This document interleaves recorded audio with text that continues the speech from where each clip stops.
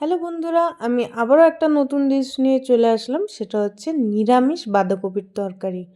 আমি যা ডিশ বানানো দেখাচ্ছি সব কিন্তু নতুন যারা রান্না শিখছে বা পারে না তাদের জন্য। নিলাম, এরপর একটা বাটির মধ্যে হলুদ আর জিরার গুঁড়ো রেখে ওর মধ্যে একটু জল দিয়ে মিশিয়ে নেব। ততক্ষণে তেলটা গরম হয়ে যাবে। তেলটা যখন গরম হয়ে আসবে তখন দুটো শুকনো লঙ্কা দিয়ে দেবো, একটু জিরা দেব, টমেটো দিয়ে দেব,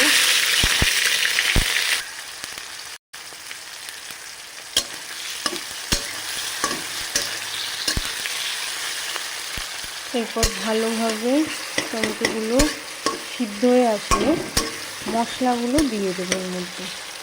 আর তোমরা যদি মনে করো এই অবস্থায় কাঁচা লঙ্কাগুলোও দিয়ে দিতে পারো।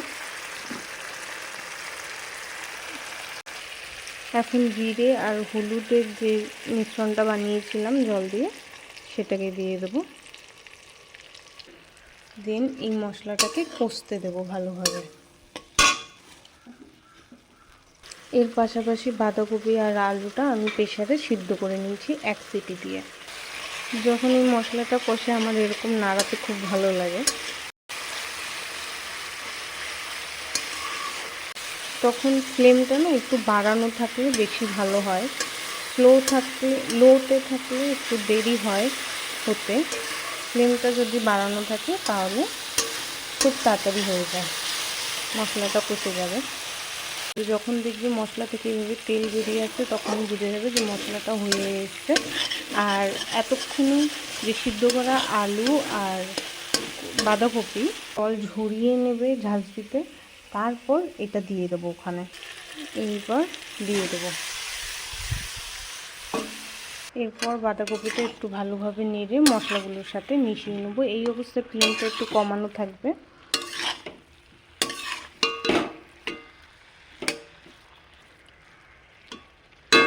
এবার মশলাগুলো সহ একটু ঢেকে দাও। এরপর ঢাকনাটা উঠিয়ে আর একবার একটু নেড়ে নাও। দেখে মনে হচ্ছে আর একটু হলুদ লাগবে, হলুদ কম হয়েছে, তো এই অবস্থায় আর একটু হলুদ দিয়ে নেব। হলুদটা দেওয়ার পর একটু ভালোভাবে নামিয়ে নেব যাতে মিশে যায় পুরো বাঁধাকপির তরকারিতে। আবারও একটু ঢেকে দেব।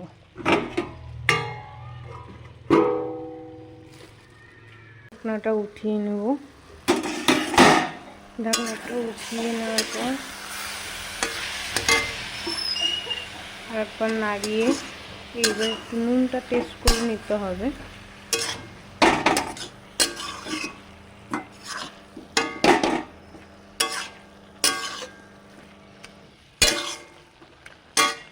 যেহেতু সিদ্ধর সময় নুন দিয়েছিলাম তাই পরে নুন দিচ্ছিলাম না, কিন্তু এখন টেস্ট করে দেখলাম নুন হয়নি, তাই এখন একটু নুন দিয়ে নিলাম। এই জলটা যতক্ষণ না শুকাচ্ছে ততক্ষণ কম আঁচে দিয়ে নেব। এরপর ঢাকনাটা খুলে ফ্লেমটা বাড়িয়ে নিয়ে নাড়ব যাতে জলগুলো শুকিয়ে যায় পুরো। এখন আর ঢাকনা দেওয়ার প্রয়োজন নেই। যখন দেখবে যে বাঁধাকপি হয়ে এসছে, সিদ্ধ হয়ে গেছে, নুন মশলার কোনো অসুবিধা নেই, তখন নামানোর আগে একটু ধনেপাতা দিয়ে নেড়ে চেড়ে নামিয়ে ফেলো। এরপর এরকম টিফিন বাটিতে করে দিয়ে দাও।